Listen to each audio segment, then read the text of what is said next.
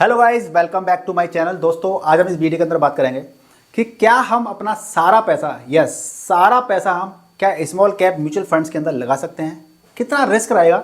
इस सारे बिंदुओं की हम बात करेंगे, इसकी वीडियो में बात करेंगे। तो ये वीडियो बहुत ज़्यादा खास होने वाला है, तो इसलिए आपको ये वीडियो पूरा देखना चाहिए आखिर तक और समझना चाहिए कि ये वीडियो वाकई में आपके लिए कैसे बेनिफिट हो सकता है। क्योंकि अगर आप एज ए इन्वेस्टर हो, आप इन्वेस्टमेंट कर चुके हो या करने की सोच रहे हो, तो आपको ये वीडियो पूरा देखना चाहिए।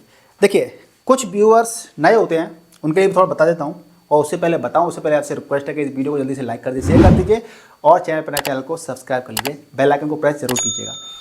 देखिए, अब जब आप नए इन्वेस्टर होते हैं तो कुछ लोगों को पता होना चाहिए कि स्मॉल कैप क्या होता है। बहुत से लोगों को फिर भी थोड़ा आइडिया ना हो सकता है। तो देखिए, लार्ज कैप क्या होता है, मैं थोड़ा सा आपको रिकॉल कर देता हूँ small cap and mid cap, और भी बहुत सारे म्यूचुअल फंड्स होते हैं, हाइब्रिड है, फ्लेक्सी है, ठीक है ना। लेकिन हम मुख्यतः हम पहले इनकी बात कर लेते हैं, तीन की, large cap, small cap, mid cap.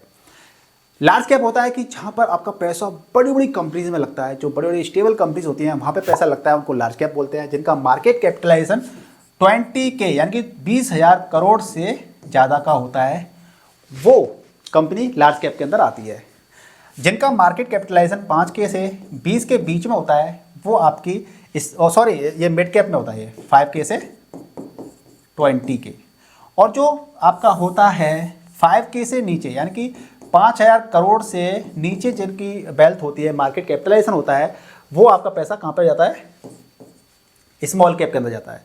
अब बड़ी कंपनी होती है, इसका मतलब ये है कि बड़ी कंपनी मतलब स्टेबल कंपनी होती है, वहाँ पे पैसा जाता है तो आपका सुरक्षित रहता है। अब वो बात ना करते हो, हम सीधा बात कर लेते हैं स्मॉल कैप के अंदर। यानी कि आपका पैसा कहाँ जा रहा है, छोटी छोटी कंपनीज के अंदर जा रहा है, जिनका मार्केट कैपिटलाइजेशन कितना है, 5,000 करोड़ का है। अब जो स्मॉल कैप में जा रहा है पैसा, तो आप as a mutual fund investor, आपके मन के अंदर बहुत ज़्यादा डाउट रहते हैं कि क्या हम सारा पैसा, या भैया हमारी तो बस एक ही SIP है, 1,000 रुपये महीने की SIP कर रहे हैं बस हम तो, या हम 2,000 रुपये की SIP कर रहे हैं, या कुछ लोग 5 की या कुछ लोग 10 की भी करते हैं। और वो करते हैं कि भाई हम तो बस स्मॉल कैप में डाल रहे हैं, क्योंकि स्मॉल कैप में क्या होता है, रिटर्न अच्छे मिल जाते हैं। तो बात ये आती है कि क्या भैया हम जब 1,000 रुपये, 2,000 या 3,000 जितना पैसा डाल रहे हैं हम, और एक ही के अंदर डाल रहे हैं, सिर्फ स्मॉल कैप के अंदर, तो कितना रिस्क है। तो देखिए, रिस्क की बात कर लेते हैं हम कि रिस्क कितना है। तो बेसिकली आप किसी भी म्यूचुअल फंड के अंदर डालें पैसा, जो कि स्मॉल कैप कैटेगरी का म्यूचुअल फंड होता है, चाहे वो एक्सिस का हो, चाहे वो निपॉन का हो, निपॉन स्मॉल कैप एरा है ना, ठीक है, चाहे वो SBI का हो, चाहे वो HDFC बैंक का हो,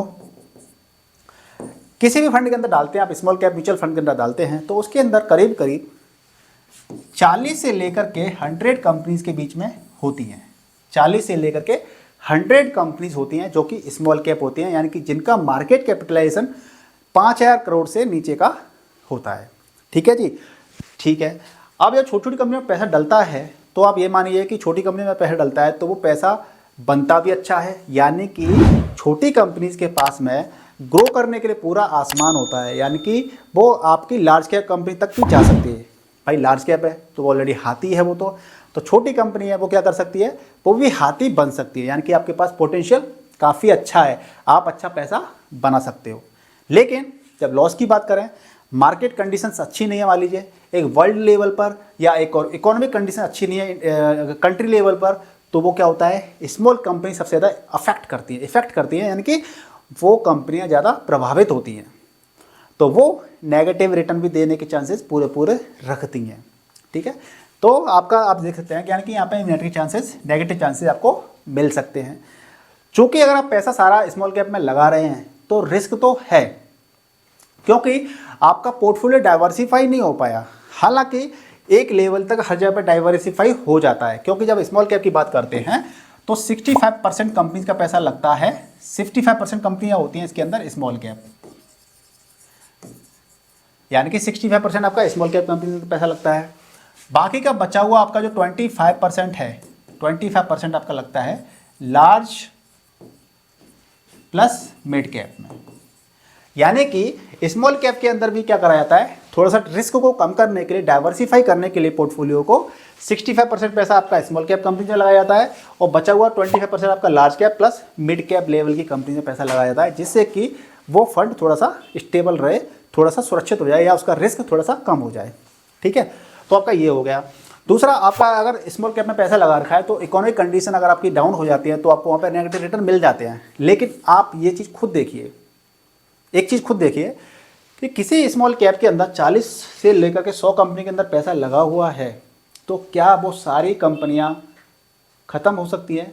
क्या सारी कंपनियां नेगेटिव में हो सकती हैं? मान लेते हैं, मान लीजिए 60 कंपनीज की बात कर लेते हैं, CMP 60 कंपनियों में पैसा लगा हुआ है किसी म्यूचुअल फंड का, तो मान लीजिए वहाँ पे आप 30 कंपनीज में नेगेटिव रिटर्न मिलेगा, हो सकता है 30 कंपनी में आपका पॉजिटिव रिटर्न मिले, या हो सकता है आपका आप यहाँ पे 40 कंपनी में आपको नेगेटिव रिटर्न मिले, 20 में आपका पॉजिटिव मिले। ठीक है, ऐसा हो सकता है। तो मैं ये कहूँगा कि यदि आपका सारा पैसा, मान लीजिए आपकी कोई भी एक ऐसा SIP है, आप डाइवर्सिफाई ज़्यादा नहीं करना चाहते हैं और आपका रिस्क एपेटाइट भी अच्छा है, यानी कि आप रिस्क ले सकते हैं, आप चाहते हैं कि भाई मेरे को ना 25% 20% का रिटर्न मिले तो मैं नेगेटिव रिटर्न लेने के लिए भी तैयार हूँ, कैपेबल हूँ, तो आप अपना सारा पैसा लगा सकते हैं, ऐसी कोई दिक्कत नहीं है।